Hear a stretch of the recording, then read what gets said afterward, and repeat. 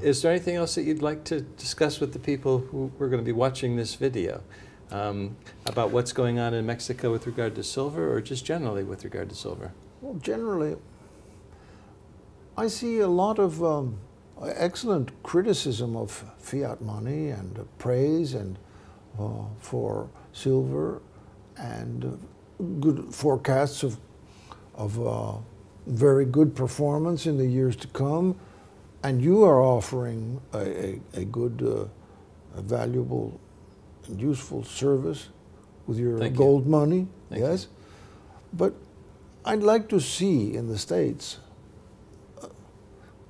a movement to monetize silver, not just continue to hear criticisms about the deficit, about the unpayable the debt, about the prospects for gold and silver by people who are in the business of selling gold or selling silver.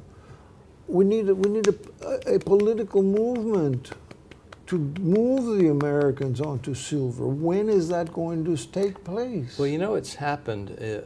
I was part of the initial effort in New Hampshire to introduce a sound money bill in New Hampshire. This Edwin Vieira was the key person behind it. And incidentally, the Gold Money Foundation has just republished Edwin Vieira's work, Pieces of Eight, which is a fantastic book describing the descent of the US dollar from the constitutional sound money 200 years ago to what we have today as fiat currency. But that New Hampshire effort, well, New Hampshire never did adopt the proposals. It sort of led an effort in other states now to look at the issues of sound money. What happens if the dollar collapses? What will happen to the general welfare of people in the state if the dollar collapses? And you know, I think there's something like 9 states now in the U.S. looking at various aspects of sound money acts. So, you know, maybe because there has to be something to fall back on. Yeah.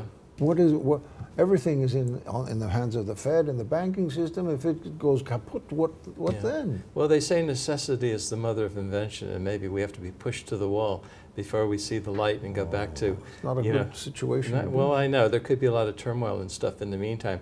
It's always better to be proactive and to have a system in place before a currency were to collapse. I was in Argentina in 1991 when the Austral was in the process of collapsing. And you know, I was talking to a number of people, shopkeepers, you know, businessmen, whatever. And the shopkeepers particularly, you could see the fear in their eyes because they sensed what was happening. You know, a hyperinflation was getting started. They'd been through that before, and they knew that the economy was going to suffer, and they were going to suffer because of a monetary turmoil. And you know, it's always better to avoid the monetary turmoil, but it's very hard sometimes to get people to act proactively and take the steps necessary to bring about change. But I guess the key is that every individual can take steps to protect themselves and their family by saving silver. That's right. That is part of the solution. Ideally, it should come from the those who govern, right? Don't you? So that the society at large has a good money to rely on. I agree that that is the role of government, but we can't wait for government to act. That's right. Oh, I agree with you. We have to act first and make sure that ourselves and our family are protected, and hope and work toward, you know, government bringing in meaningful and useful change. But we can't wait for them to act. Well, let's hope it takes place. Yeah, I agree. So. Well, Hugo, it's been a real pleasure. Thank you very much. Thank you very much, and enjoy this conference here that Chief Fiat Asset Management is putting together. Yes, I agree. We have so many things to, we could just go on and on to discussion, but I know you have dinner this evening. And we'll meet again. Okay, look forward to it. Thank you very much. Bye-bye.